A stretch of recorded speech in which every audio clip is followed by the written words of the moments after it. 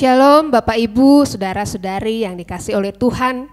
Kita bersyukur kita memiliki Allah yang baik. Kemurahannya, kasih setianya terus melimpah di dalam kehidupan kita. Pemeliharaannya sempurna. Kita ada saat ini semua karena anugerahnya. Kita masih diberikan kesempatan untuk beribadah. Semua karena kemurahannya.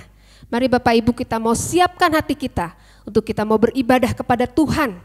Walau secara online tapi tidak mengurangi semangat kita. Amin. Haleluya. Mari kita bersatu teduh sejenak. Haleluya. Yesus terima kasih. Kasih Tuhan tiada bertepi dalam kehidupan kami. Penyertaan-Mu sempurna dalam hidup kami Tuhan. Haleluya.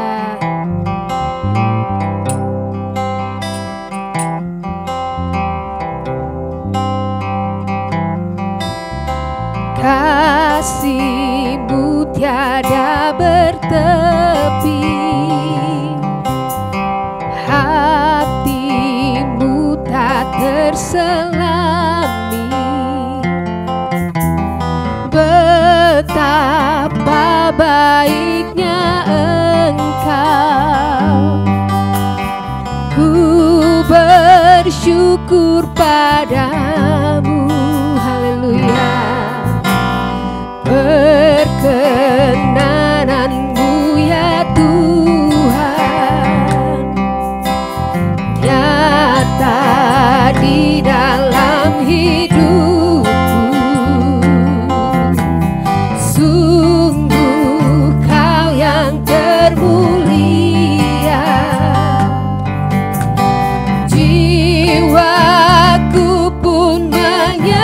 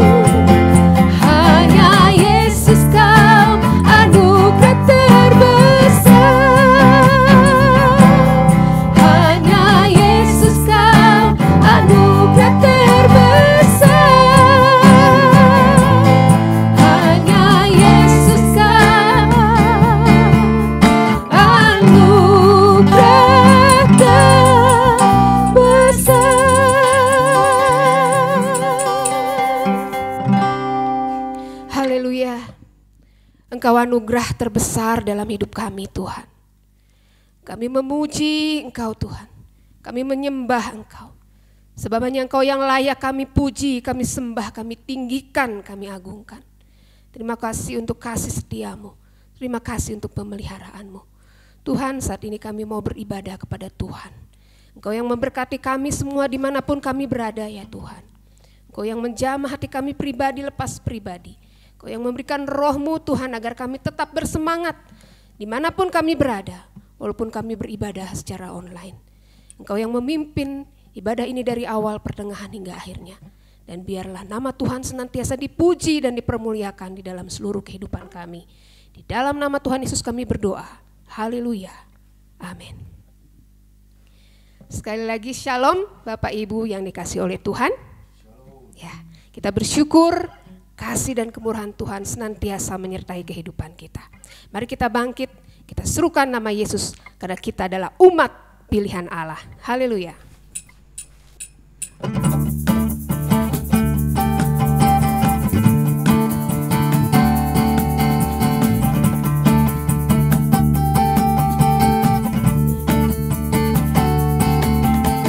Mari kita semua umat pilihan Allah, dengarlah panggilannya untuk menggenapi firman-Nya. Sekaranglah waktunya untuk berdiri bagi bangsa ini.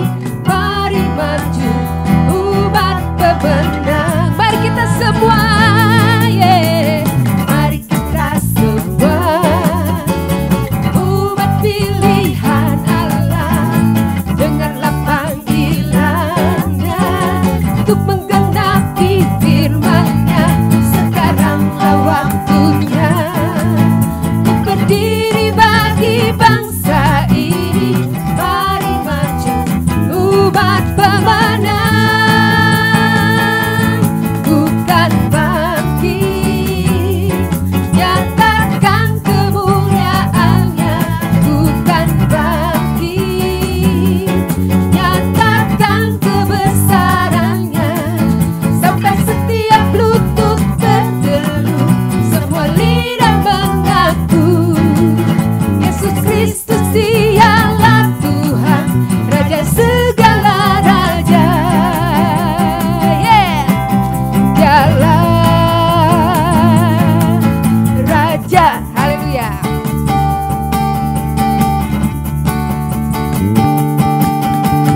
Mari kita semua umat pilihan Allah, dengarlah panggilannya untuk menggenapi firman-Nya.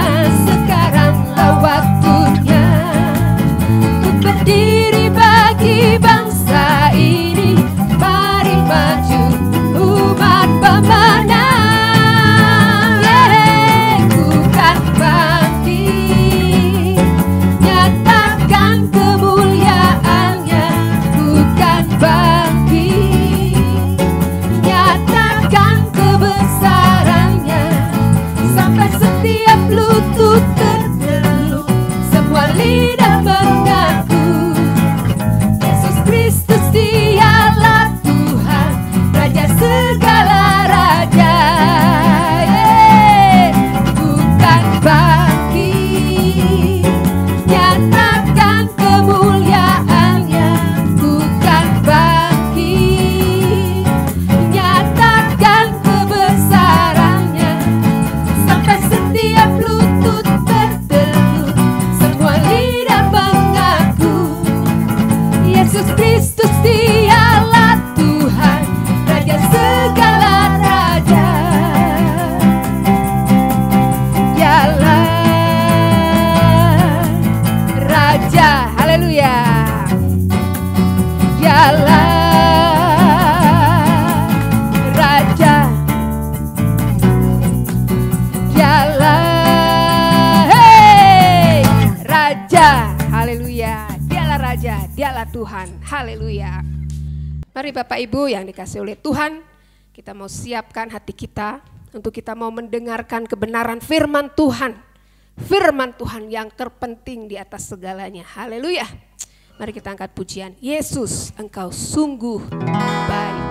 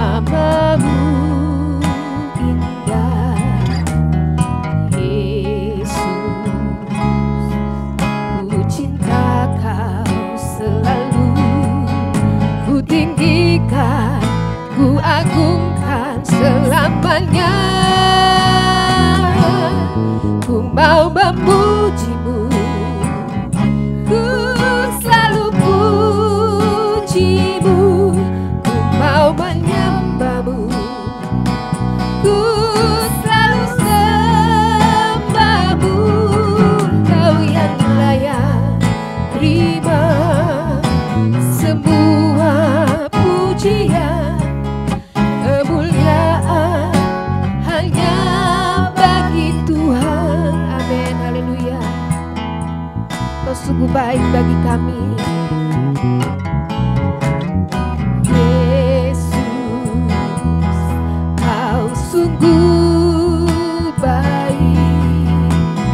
Yesus, nama-Mu indah. Yesus, ku cinta Kau selalu.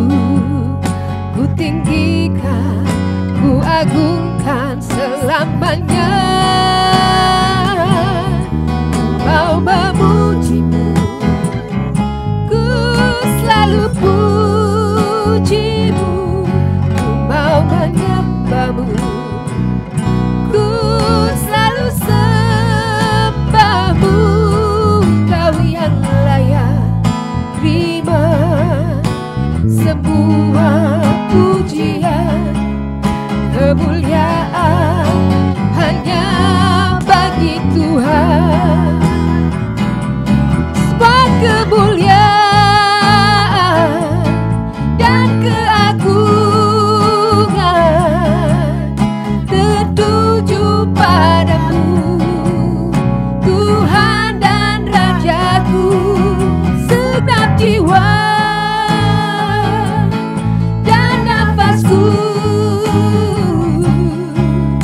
menyembah Yesus yang hidup. Ku mau memuji-Mu, ku selalu puji-Mu. Ku mau menyembah-Mu, ku selalu sembah-Mu. Kau yang layak terima semua pujian, kemuliaan hanya bagi Tuhan. Ku mau memuji-Mu, ku selalu puji-Mu. Ku mau menyembah-Mu, ku selalu sembah-Mu.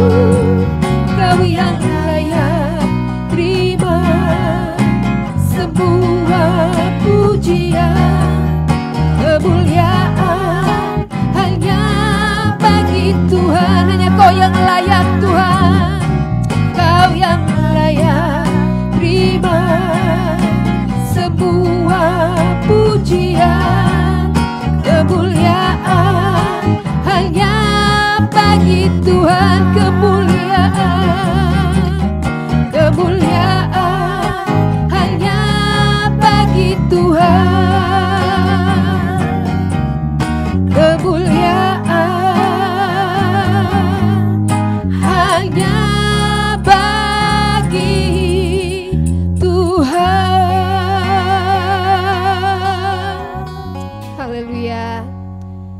serahkan kepada hambanya.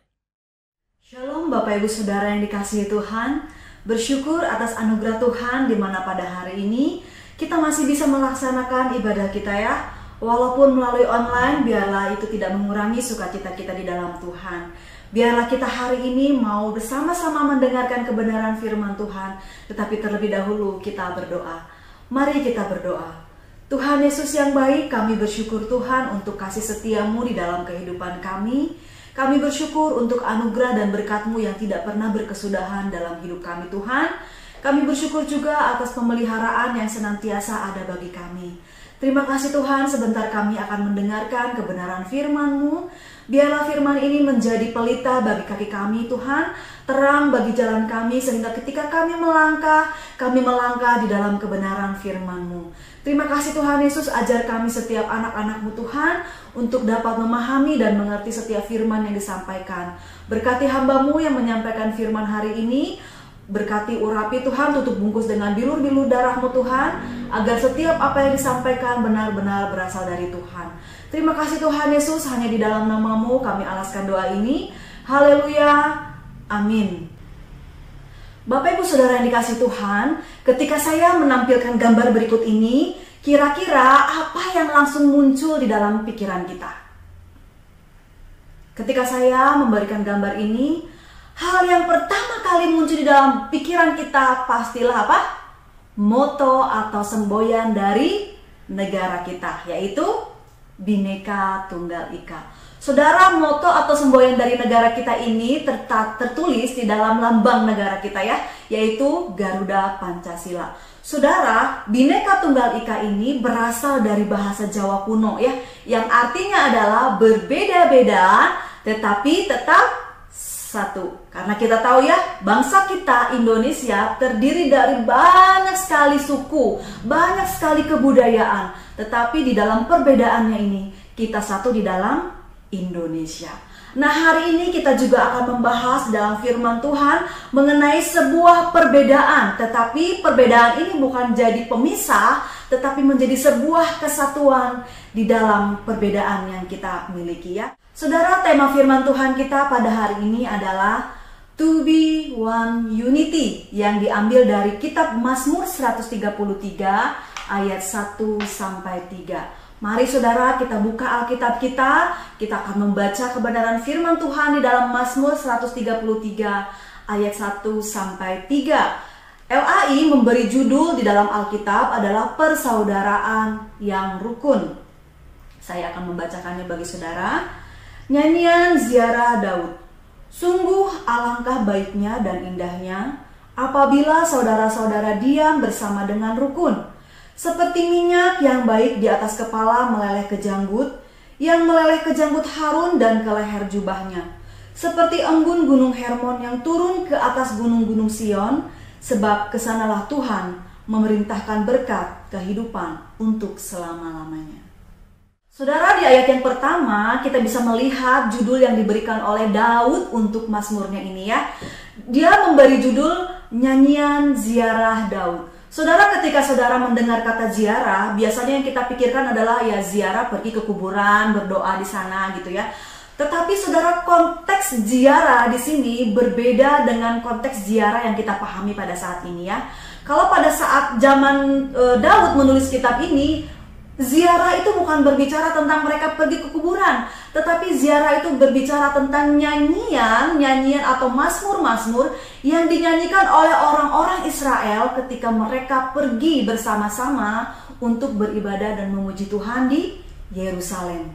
Nah saudara, orang-orang Israel pada zaman itu menyanyikan kitab Mazmur 133 ini untuk mengungkapkan kegembiraan mereka karena mereka bisa berkumpul bersama-sama untuk beribadah di bait suci ya, di mana Allah melambangkan kehadirannya di tengah-tengah mereka di dalam tabut perjanjian Allah yang waktu itu diletakkan di Yerusalem ya. Jadi mereka ketika mau berdoa, mau beribadah hanya pergi ke satu tempat, yaitu ke Yerusalem. Nah saudara, sebenarnya kitab Mazmur 133 ini tidak memberitahu kita ya kapan tepatnya Daud menulis kitab ini ya. Namun saudara, Calvin berpendapat bahwa Raja Daud menulis kitab ini setelah Allah memberikan Raja Daud kekuasaan atau menjadi penguasa di tanah Israel, atau ketika dia menjadi raja bagi Israel yang bersatu. Ini tampak sangat masuk akal ya, karena pada waktu itu kan Israel masih belum terpecah ya, belum ada Israel Utara atau Israel Selatan ya.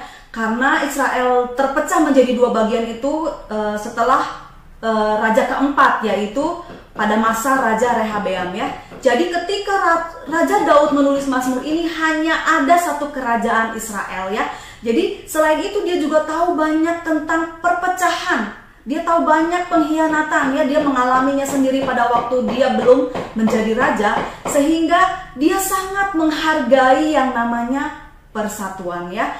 Saudara, pada hari ini melalui Mazmur ini kita bisa melihat bagaimana Allah memberikan berkat dan kehidupan kepada umat Tuhan dan memproklamirkan persatuan di dalam iman. Saudara, persatuan di dalam Tuhan adalah tema utama dalam Mazmur 133 ini ya.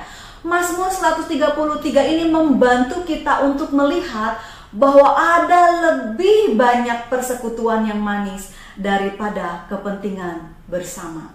Kita akan membahas Mazmur ini. Yang pertama adalah kebaikan dan keindahan ketika hidup bersama dalam persatuan. Saya ambil dari ayat yang pertama ya saudara. Saudara, sekian lama kita menghadapi virus corona ini ya, sejak Maret 2020 masuk ke Indonesia saudara ya. Nah, banyak gereja-gereja yang sudah menutup untuk ibadah onsite saudara ya. Jadi kebanyakan gereja itu akan mengadakan ibadah secara online ya saudara ya. Nah kemudian setelah berlalunya waktu, hari-hari ini banyak gereja yang sudah kembali membuka ibadahnya melalui onsite saudara ya. Nah kira-kira ketika gereja ini sudah kembali dibuka untuk ibadah umum seperti biasa, apakah kita menjadi orang-orang yang merindukan untuk bisa kembali beribadah bersama-sama dengan saudara-saudara kita di gereja? Ataukah karena sudah terlalu lama ibadah tidak di gereja, ibadah di rumah saja, kita tidak punya lagi kerinduan untuk bisa beribadah bersama-sama dengan saudara kita di gereja? Saudara, tidak dapat dipungkiri ya, terlalu lama tidak beribadah, banyak juga jemaat yang undur dari gereja saudara ya. Karena sudah terlalu asik dengan kondisinya, dengan pemikiran di rumah juga kan tetap ibadah gitu ya, nggak usah ke gereja, sekarang mah banyak tuh khotbah-khotbah online gitu ya. Saudara sudah terlalu nyaman dengan kondisinya dan sudah membenarkan diri bahwa ya di rumah juga tetap namanya juga ibadah gitu ya. Tetapi tidak disangkali juga ada banyak jemaat yang merasa sangat rindu sekali untuk benar-benar bisa beribadah bersama-sama dengan saudara-saudaranya yang ada di gereja saudara ya. Nah saudara, kalau begitu ketika kita memutuskan bahwa kita adalah orang yang sangat rindu sekali untuk pergi ke gereja, pertanyaannya adalah kira-kira kenapa kita senang sekali pergi ke gereja saudara? Apa alasannya sehingga kita lebih menyukai ibadah onsite dibandingkan dengan ibadah secara online? Mengapa kita menganggap waktu kita bersama-sama dengan orang-orang di tempat ibadah atau di gereja itu lebih berharga, lebih menyenangkan dibandingkan dengan kita beribadah sendiri di rumah? Saudara, mari kita perhatikan Mazmur ini. Mazmur ini akan memberikan kepada kita penjelasan mengapa ibadah bersama-sama dengan saudara-saudara kita seiman itu lebih indah, lebih manis, dan lebih menyenangkan. Saudara, perhatikan pertama-tama Mazmur 133 ini memiliki judul Mazmur Ziarah dari Daud itu ya saudara ya.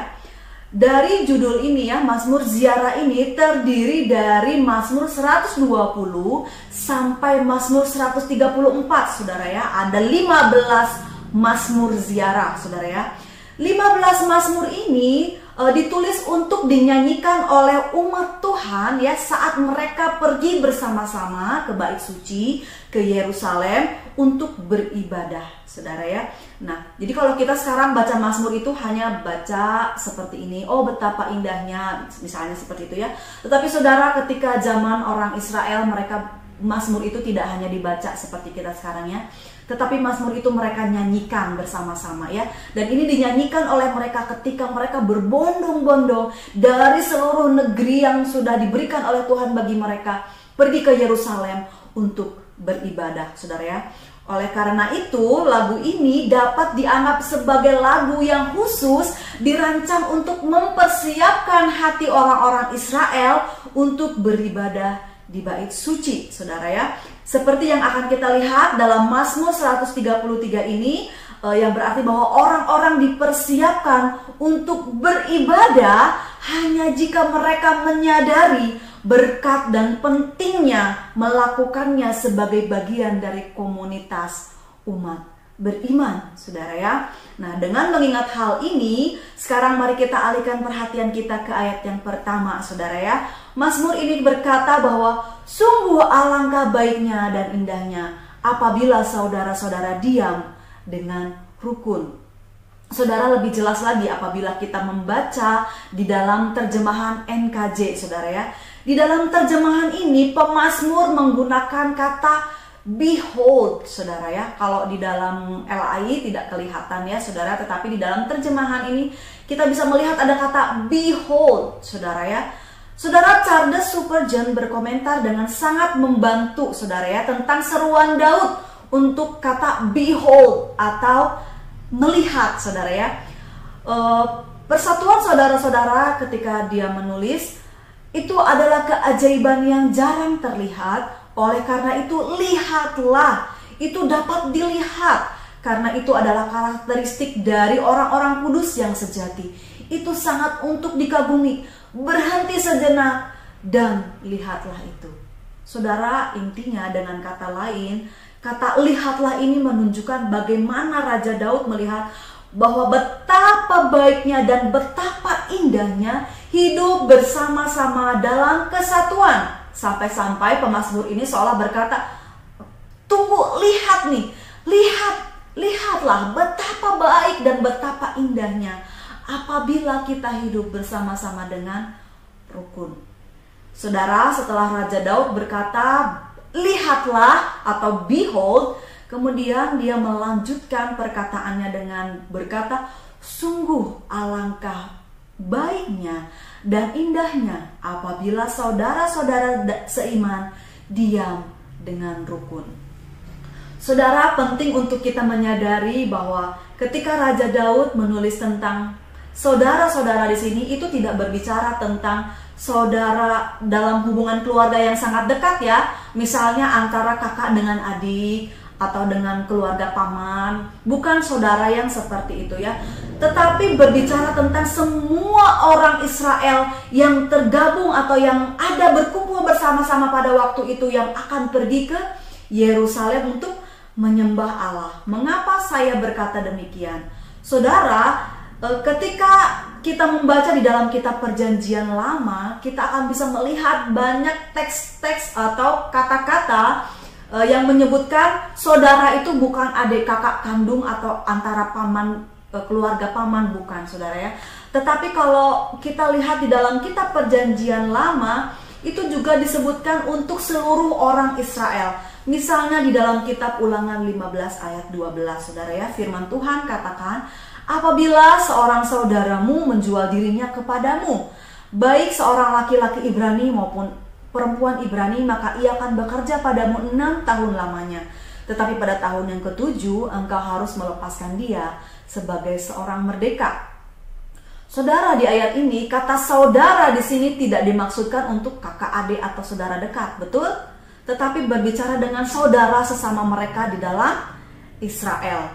Atau juga ada di dalam Ulangan 25 ayat 1 sampai 3. Dikatakan apabila ada perselisihan di antara kamu, lalu mereka pergi ke pengadilan, kemudian pada akhirnya jika orang yang bersalah itu layak dipukul, haruslah hakim menyuruh dia meniarap dan menyuruh orang memukuli dia di depannya dengan sejumlah derak sampai dengan kesalahannya. 40 kali harus orang itu dipukuli, jangan lebih. Dikatakan supaya jangan saudaramu menjadi rendah di matamu apabila ia dipukul lebih banyak lagi, saudara ya. Saudara, dari ayat ini tadi kita sudah melihat bahwa mereka adalah saudara sekalipun mereka sudah menyinggung sesama saudara di Israel ya. Jadi dari dua ayat contoh ayat ini kita sudah bisa melihat bahwa kata saudara di sini cakupannya sangat luas sekali, yaitu seluruh orang Israel adalah sama-sama saudara. Jadi kita sudah melihat ya, di dalam istilah perjanjian lama tidak hanya merujuk pada keluarga dekat, tetapi seluruh orang Israel.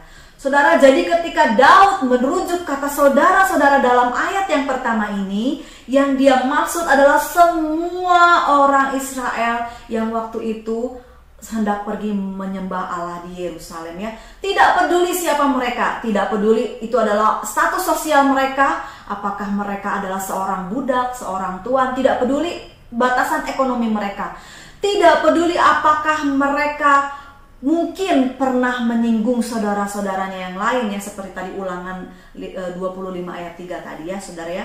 Saudara, melalui ayat ini Raja Daud sedang memberitahu kita, saudara ya, mengenai kualitas sebuah kata kerukunan atau persatuan di dalam komunitas keluarga rohani yang datang bersama-sama menyembah Allah, saudara ya.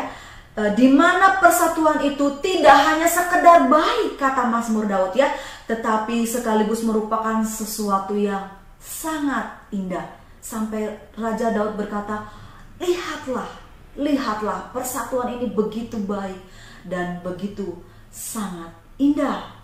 Saudara, melalui ayat ini Raja Daud mau menggambarkan suasana umat sebagai penjuru Israel berkumpul di Yerusalem di dalam kerukunan, saudara ya, di mana ada kerukunan, keharmonisan, ada keakuran di sana, saudara ya, ketika mereka bersama-sama datang untuk beribadah ke Yerusalem. Saudara, seorang profesor perjanjian lama bernama William Barry, mohon maaf apabila ada salah mengeja ya. Seorang profesor perjanjian lama ini pernah menuliskan tentang potensi hambatan untuk persatuan yang mungkin dihadapi oleh orang-orang Israel ketika mereka pergi ke Yerusalem untuk sama-sama beribadah. Nah, profesor ini berkata bahwa para peziarah tidak hanya menghadapi potensi ketidakharmonisan dalam masing-masing keluarga, tetapi juga ketegangan dalam bergaul dengan orang lain dalam persaingan untuk mendapatkan sumber daya yang sama untuk tempat tinggal, makanan, dan juga air, saudara ya. Selain itu mungkin ada persaingan antar suku yang dapat mengganggu ketenangan perkemahan peziarah setelah perjalanan yang melelahkan selama berhari-hari. Dengan kata lain, saudara ya, ada banyak hambatan atau banyak kondisi yang membuat para peziarah ini kemungkinan bertikai antara keluarga yang satu dengan keluarga yang lainnya. Bisa saja terjadi di tengah-tengah peziarah ini tidak selalu rukun ya. Ada saja sebuah kondisi dan situasi yang membuat mereka mungkin bertikai, yang tadi berhubungan dengan sumber daya ya, tempat tinggal, makanan, air, dan kadang-kadang kalau kondisi sudah lelah kan kadang kita suka sensitif ya. Kita bisa bayangkan mereka sudah perjalanan berhari-hari dalam kondisi yang tidak sudah mulai kelelahan, pasti akan ada sedikit gesekan yang mungkin membuat mereka tidak rukun. Nah, Bapak Ibu Saudara yang dikasihi Tuhan, dalam perjalanan ibadah kita hari-hari ini ya, bukankah kita juga mengalami yang namanya berbagai kendala untuk bersama-sama tetap berada hidup rukun di tengah-tengah keluarga rohani kita di gereja? Saudara, melalui Mazmur ini Tuhan kembali mengingatkan kepada kita bahwa betapa baiknya dan betapa indahnya hidup bersama-sama dengan rukun, saudara ya. Tetapi itu bukan tanpa kendala atau tanpa hambatan, saudara. Karena apa? Karena terkadang ada saudara-saudara yang tidak memiliki kerinduan untuk beribadah bersama-sama dengan rukun, saudara ya. Ada juga suatu situasi dan kondisi yang bisa saja membuat kerukunan itu tidak bisa tercapai di tengah-tengah perjalanan ibadah kita, saudara ya. Sehingga kerukunan itu bisa terganggu, saudara ya, di antara kita ya. Oleh sebab itu Mazmur ini, melalui Mazmur ini Tuhan mengajarkan kepada kita bahwa ibadah yang sejati tercermin dalam sikap hidup kita, saudara ya, yaitu di dalam kesatuan yang terjalin dalam anggota keluarga rohani kita, saudara ya. Nah saudara, kalau kita membaca di dalam Injil Matius 5 ayat yang ke-23 sampai 24, Tuhan Yesus berkata bahwa sebab itu jika engkau mempersembahkan persembahanmu di atas mezbah dan engkau teringat akan sesuatu yang ada dalam hati saudaramu terhadap engkau, tinggalkanlah persembahanmu di depan mezbah itu dan pergilah berdamai dahulu dengan saudaramu, lalu kembali untuk mempersembahkan persembahanmu itu. Saudara, melalui pernyataan Tuhan Yesus ini, di sini kita bisa melihat ya, bahwa tidak ada seorang pun umat Allah yang bisa benar-benar datang menyembah Allah apabila ada masalah dalam hubungannya atau relasinya dengan saudara-saudara seiman. Karena apa? Karena masih ada dosa yang belum diselesaikan, saudara ya. Jadi kita dapat melihat bahwa ketidakrukunan kita dengan saudara-saudara kita seiman itu bisa mempengaruhi relasi kita dengan Allah ya. Itu bisa mempengaruhi ibadah kita kepada Allah. Karena pertikaian kita dengan keluarga rohani kita menjadi sumber hambatan bagi kita untuk datang beribadah kepada Allah. Dan Allah katakan, kalau sampai hari ini kamu masih punya masalah dengan saudaramu, kamu pulang dulu deh, nanti dulu baru kamu persembahkan persembahanmu. Setelah kamu berdamai dengan orang lain, dengan saudaramu, baru kamu persembahkan persembahan itu. Bapak ibu saudara yang dikasihi Tuhan, kebaikan dan keindahan dalam persekutuan bersama-sama dengan saudara seiman hanya dapat kita capai ketika kita bisa hidup bersama-sama dengan rukun, bersama dengan saudara-saudara kita. Saudara, karena ibadah yang sejati hanya bisa kita peroleh ketika kita memperbaiki relasi kita bersama dengan orang lain.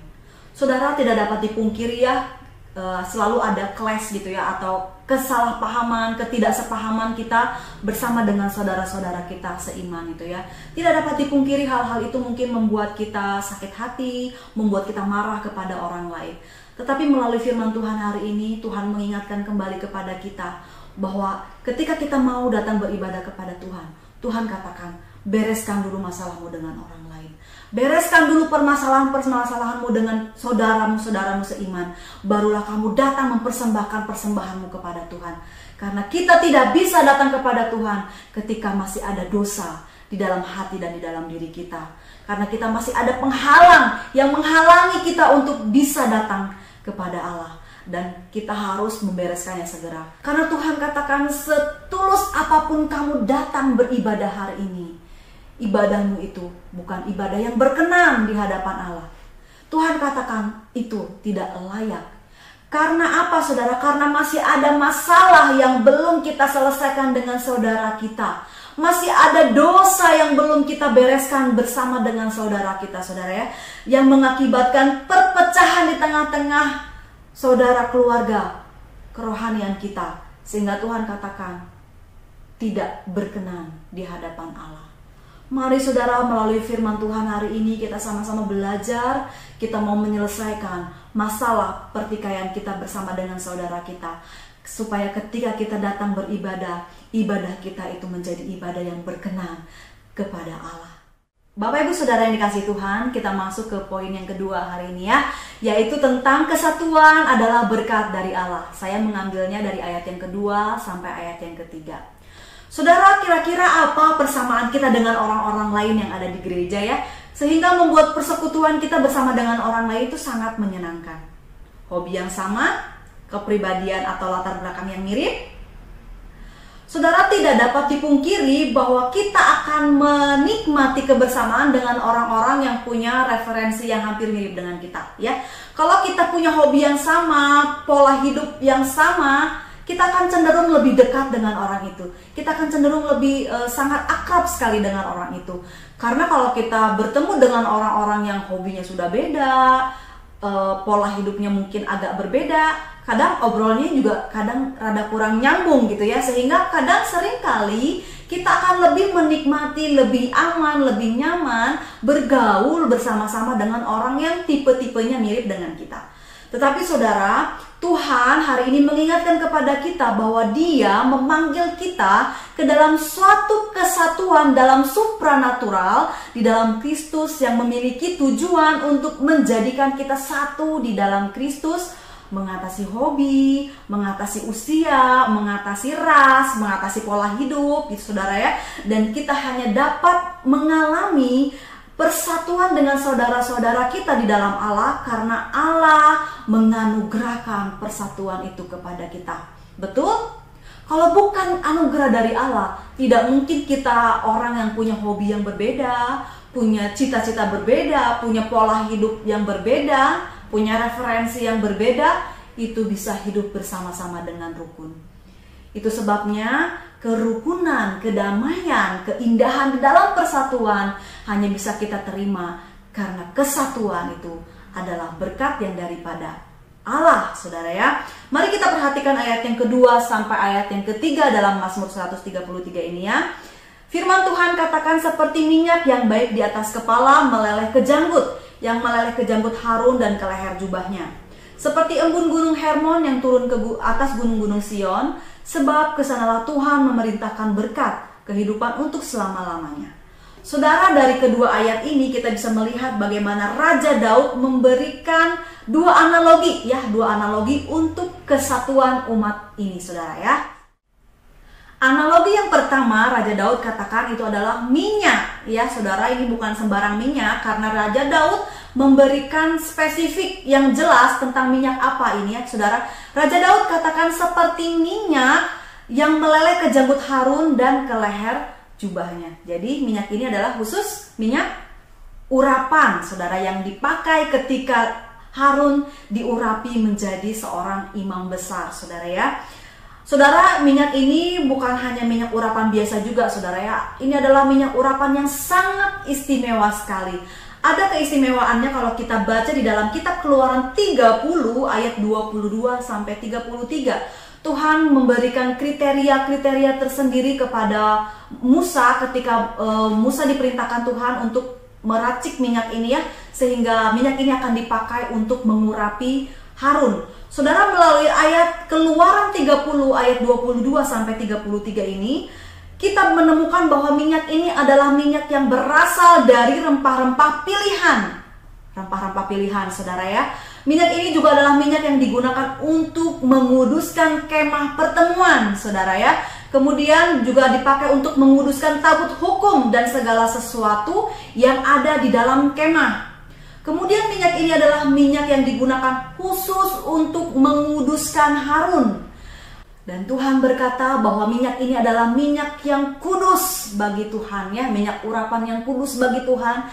Dan tidak ada seorang pun yang boleh mencampur atau membuat minyak yang semacam ini lagi ya. Apalagi kalau orang awam sampai memakainya, akan ada konsekuensi yang sangat besar yang diterima oleh orang itu ya, yaitu hukuman mati dari Tuhan. Saudara, kebayang ya betapa khususnya, betapa uniknya, betapa spesialnya minyak ini pada waktu itu diberikan oleh Tuhan untuk dibuat ya. Nah saudara, bisa kita bayangkan ya, ketika Raja Daud menganalogikan persatuan dan kesatuan umat yang hidup bersama-sama dengan rukun, itu seperti minyak yang kudus bagi Tuhan ini, saudara ya. Daud menggambarkan persatuan ini sebagai sesuatu yang istimewa, sebagai sesuatu yang berharga, sebagai sesuatu yang unik, mengeluarkan aroma manis yang sangat terbaik, saudara, karena dari rempah-rempah pilihan. Dan tentunya di atas segalanya, dia menggambarkan persatuan dan kesatuan di antara saudara-saudara seiman yang hidup dengan rukun, merupakan sesuatu yang kudus, saudara. Nah, saudara, Raja Daud mendeskripsikan bagai minyak yang baik dan kudus ini mengalir dari atas kepala Harun, turun ke janggut dan mengalir ke jubahnya. Saudara, Harun adalah imam besar pertama yang dipilih oleh Allah, yang dikhususkan oleh Allah untuk menjadi wakil atau menjadi perantara bagi umat dengan Allah, ya. Saudara, ketika Harun akan diurapi, kalau kita baca di dalam Keluaran 39 ayat 6, kita akan melihat bagaimana Musa itu akan mengenakan jubah efod khusus, di mana diantaranya ada permata krisopras yang dililit dengan ikat emas dan mengukir di sana nama ke-12 anak Yakub. Saudara, nama ke-12 anak Yakub ini juga melambangkan dari 12 suku dari Israel, saudara, ya. Dan ketika dia diurapi, minyak urapan itu akan mengalir ke bawah dan akan menutupi mereka semua, saudara. Ini merupakan simbol di mana ketika Harun akan mempersembahkan atau melakukan ritual persembahan korban penghapusan dosa atau pengampunan, dia tidak melakukannya untuk satu suku saja. Tetapi ini adalah simbol ketika dia mempersembahkan korban menjadi wakil bagi umatnya, dia mewakili seluruh umat Israel pada waktu itu, saudara. Bapak Ibu Saudara yang dikasihi Tuhan, masalah terbesar yang kita hadapi ketika dalam persatuan ini adalah bahwa kita adalah manusia yang telah berdosa, saudara. Dosa ini tidak hanya memisahkan antara kita dengan relasi kita dengan saudara-saudara kita seiman, tetapi dosa ini juga telah memisahkan kita dari Allah, saudara. Agar ada persatuan, maka dosa harus diselesaikan. Saudara, dalam perjanjian lama, cara menyelesaikan dosa tidak bisa semua orang datang kepada Allah secara langsung.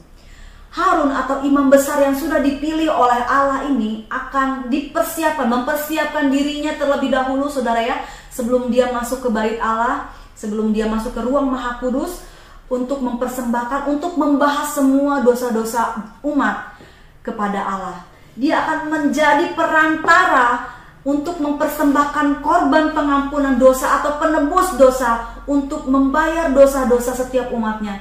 Dan ini terus-menerus dilakukan secara berulang-ulang setiap tahun, saudara, ya.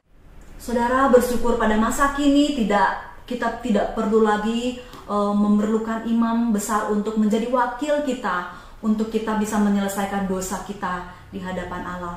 Tetapi melalui kematian Kristus, Dia telah mempersatukan kita, saudara, dengan Allah, sehingga kita bisa menjadi imam-imam bagi diri kita sendiri untuk datang kepada Allah, meminta dan memohon pengampunan kepada Allah.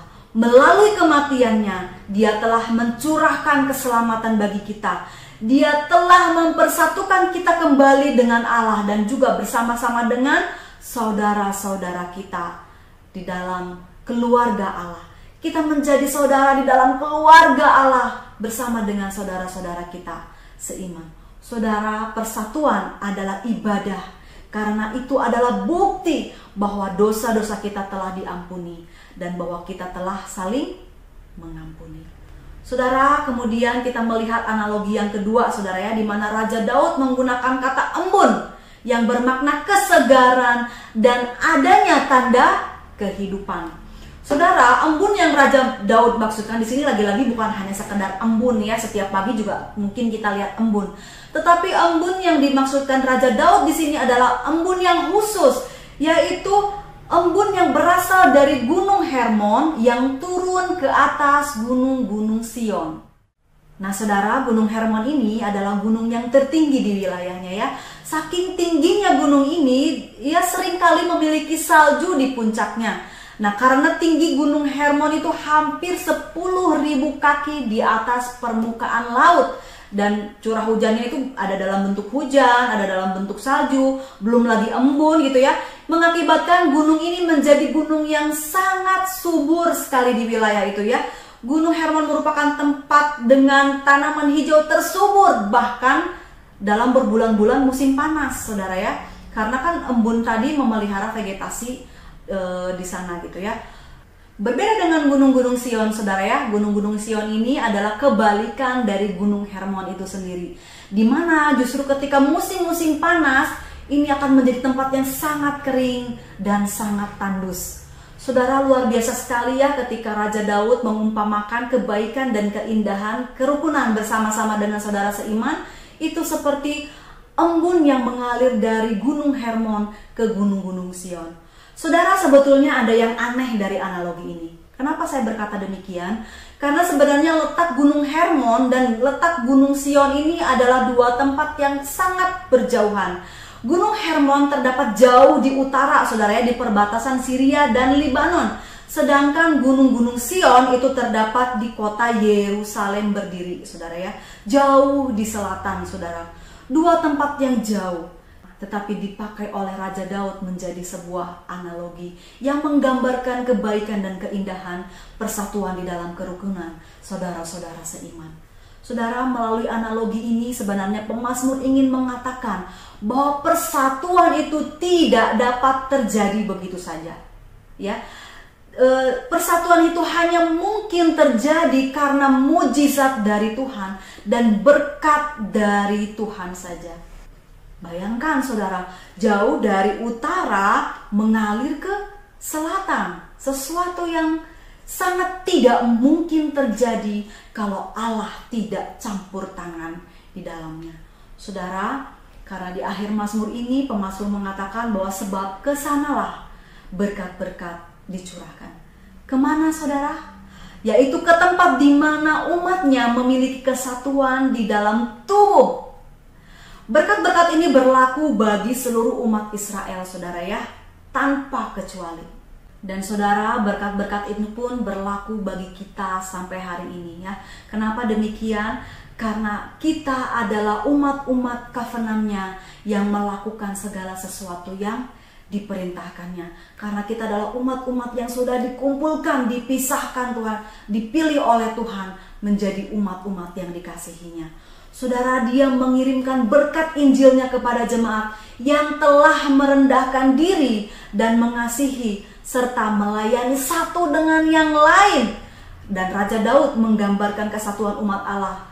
Mereka hidup dan beribadah bersama itu seperti embun dari puncak Gunung Hermon turun ke gunung-gunung Sion.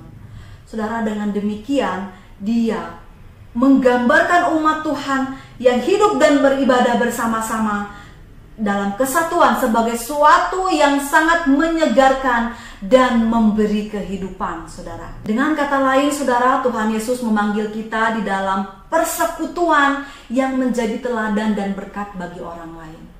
Sehingga ketika kita tidak menjadi berkat, ketika kita tidak melakukan apa yang Tuhan kehendaki, ketika kita tidak hidup dalam kerukunan dan kedamaian, artinya kita sudah menjadi batu sandungan bagi orang lain, saudara ya. Kenapa demikian, saudara? Kalau kita perhatikan dengan seksama keseluruhan dari ilustrasi atau dua analogi yang Raja Daud berikan dalam Mazmur ini, dia menggunakan ilustrasi vertikal ke bawah, saudara, mengalir ke bawah, mengalir ke bawah. Kata turun ke bawah disebutkan sebanyak 3 kali dalam pasal ini, saudara. 1 kali disebutkan di ayat yang kedua dan 2 kali disebutkan dalam ayat yang ketiga.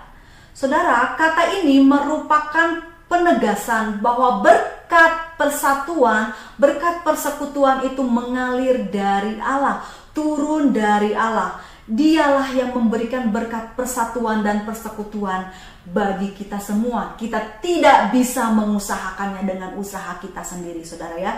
Dan embun dari Hermon yang mengalir ke gunung-gunung Sion secara eksplisit mengandung makna kekudusan keimaman, saudara ya. Namun analogi yang kedua ini menegaskan kepada kita bahwa makna kekudusan keimaman itu mengalir secara vertikal dari atas ke bawah, saudara ya. Saudara, jika roti sulung adalah kudus, maka seluruh adonan juga adalah kudus. Kekudusan dimulai dari atas mengalir ke bawah, saudara. Kalau Allah tidak menguduskan Harun, maka tidak mungkin Harun itu kudus. Kalau Harun sebagai imam besar yang merupakan gembala atau gambaran dari Kristus tidak kudus, maka tidak mungkin imam-imam yang lain dan umat Israel juga menjadi kudus. Bapak Ibu Saudara yang dikasihi Tuhan, kita semua adalah imamat yang rajani, betul? Saudara, namun peran pemegang otoritas baik dalam rumah tangga maupun dalam gereja adalah sangat penting untuk mengalirkan berkat-berkat rohani itu ke orang-orang di bawahnya, ya. Dari Allah ke imam besar, ke para imam yang lain, kemudian ke umat Israel. Paralel dengan itu, dari Kristus turun ke otoritas gereja, turun ke para aktivis, turun ke para anggota komunitas atau jemaat, atau dari Kristus, otoritas gereja, ke kepala rumah tangga, kepada para anggota rumah tangga, saudara. Sekalipun kita semua ini adalah imam bagi diri kita sendiri, saudara ya. Namun garis vertikal, saudara, dari atas mengalir ke bawah ini akan menjadi rumus dan menjadi ciri mengalirnya berkat dan kehidupan yang rukun, seperti yang dimaksudkan oleh kedua analogi yang tadi kita sudah bahas. Saudara, dua gambaran yang Raja Daud tuliskan di dalam Mazmur ini menunjukkan betapa sangat berharganya hidup rukun di antara umat Allah. Sama berharganya seperti minyak urapan yang mengalir dari ke atas kepala Harun. Sama berharganya seperti embun yang mengalir dari Gunung Hermon ke Bukit Sion, saudara ya. Dan bahkan ditambahkan bahwa berkat dari Allah telah tercurah di tempat di mana umat-umatnya hidup dengan damai dan dengan rukun bersama-sama. Nah, Dia memberkati dan menguduskan setiap umatnya yang diam bersama-sama dengan rukun untuk melakukan segala sesuatu pekerjaan Allah. Ketika kerukunan umat Allah tercipta, maka berbagai berkat akan dialirkan sehingga ke tempat-tempat yang sangat jauh, saudara. Jadi jika demikian, tidakkah lebih baik bagi kita jika kita turut serta dalam menciptakan kerukunan dan menjaga indahnya kehidupan berdamai atau bersama-sama dengan umat Allah yang lain? Bapak Ibu Saudara yang dikasihi Tuhan, sebagai penutup dalam firman hari ini, kita belajar bagaimana para peziarah ini, orang-orang Israel ini telah menikmati berkat yang khusus dari Allah ya, di mana mereka memiliki kesatuan yang hidup, mereka memiliki kesatuan yang menjadi berkat bagi mereka ya, saat mereka bersama-sama dengan rukun melakukan perjalanan iman mereka untuk bersama-sama beribadah dan menyembah Tuhan. Saudara, oleh karena itu bagi kita hari ini, Mazmur ini memiliki makna yang khusus yang bagi kita ya. Ketika kita berkumpul bersama-sama dengan saudara-saudara kita seiman, ketika kita menyembah Allah seperti yang kita lakukan hari ini, biarlah kita menyembahnya di dalam kesatuan, dalam kerukunan dan di dalam keakuran. Karena tidak ada yang jauh lebih baik, tidak ada yang jauh lebih indah apabila selain saudara-saudara tinggal bersama-sama dengan rukun. Saudara, hakikatnya semua orang yang sudah diselamatkan oleh Kristus adalah imam. Soli Deo, Gloria, segala kemuliaan hanya bagi Tuhan. Kita tutup firman Tuhan hari ini di dalam doa. Tuhan Yesus, kami bersyukur Tuhan untuk firman-Mu hari ini, mengajarkan kepada kami bahwa berkat persatuan hanya bisa kami peroleh di dalam Engkau. Seringkali Tuhan kami tidak menyadari, kami melakukan ibadah kami melakukan aktivitas kerohanian kami, tetapi kami bertikai dengan orang-orang yang ada di sekitar kami. Kami bertikai dengan keluarga kami bertikai dengan saudara kami Tuhan. Tuhan, melalui firman ini Engkau telah mengingatkan kembali kepada kami bahwa ibadah kami yang sejati hanya bisa kami peroleh ketika kami datang dengan hati yang tulus dan juga dengan hati yang berdamai dengan orang lain. Engkau tidak menerima ibadah kami ketika kami datang beribadah, tetapi kami tidak membereskan dosa kami bersama dengan saudara kami. Terima kasih Tuhan untuk berkat-Mu. Terima kasih untuk kasih karunia-Mu bagi hidup kami Tuhan. Terima kasih untuk pemulihan iman yang sudah Engkau berikan kepada kami. Terima kasih Tuhan, Engkau sudah mati bagi kami, mendamaikan kami bersama dengan Allah, dan juga mendamaikan kami bersama dengan saudara-saudara kami yang lain, sehingga kami layak disebut menjadi keluarga kerajaan Allah. Terima kasih Tuhan Yesus, berkati setiap hati kami yang mendengarkan firman Tuhan. Biarlah kami boleh menanamkan firman ini dalam pikiran kami, di dalam perkataan kami, dan melakukannya dalam perbuatan kami. Terima kasih Tuhan Yesus, terima kasih Roh Kudus, terima kasih Allah Bapa untuk setiap berkat-Mu. Di dalam nama-Mu Tuhan Yesus Kristus, kami telah berdoa dan bersyukur. Amin. Bapak Ibu Saudara sekalian, marilah kita pulang dan menerima berkat Tuhan. Kiranya kasih setia abadi dari Allah Bapa, anugerah dari Tuhan kita Yesus Kristus, dan pemeliharaan Roh Kudus ada senantiasa beserta dengan kita sekalian, dari sekarang sampai selama-lamanya. Amin.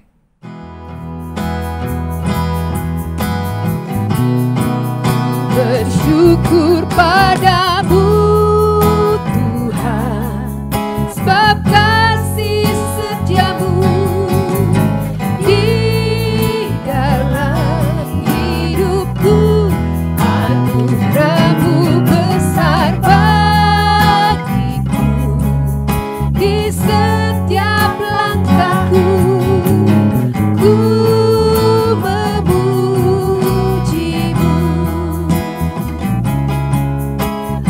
Ku memujimu, ku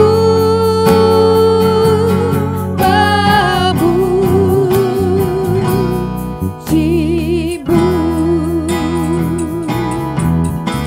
Amin. Haleluya. Ibadah selesai, Tuhan Yesus memberkati kita semua. Ada beberapa pengumuman. Setiap hari Jumat ada komsel secara online pukul 19 sampai dengan pukul 21. Untuk hari Minggu kita juga ada ibadah online dan juga onsite. Onsite kita di Jalan Mangga nomor 18. Dan untuk lansia dan anak-anak untuk sementara dilayani secara online. Doa syafaat, kita saling mendoakan tiap-tiap jemaat dan juga bagi bangsa dan negara. Dan bagi Bapak Ibu, saudara-saudari yang ingin memberkati pelayanan kami di GBS Hosana, baik persembahan maupun perpuluhan, bisa disampaikan melalui transfer ke nomor rekening yang akan ditayangkan pada akhir ibadah ini. Kami segenap pengurus GBS Hosana mengucapkan terima kasih kepada saudara-saudari yang sudah memberkati pelayanan kami. Kiranya Tuhan Yesus membalas dengan limpahnya. Salam sehat. Kami ingatkan untuk tetap mematuhi protokol kesehatan di masa pandemi dan juga berolahraga. Semoga kita selalu ada di dalam perlindungan Tuhan. Demikian pengumuman, terima kasih. Selamat hari Minggu, Tuhan Yesus memberkati kita semua.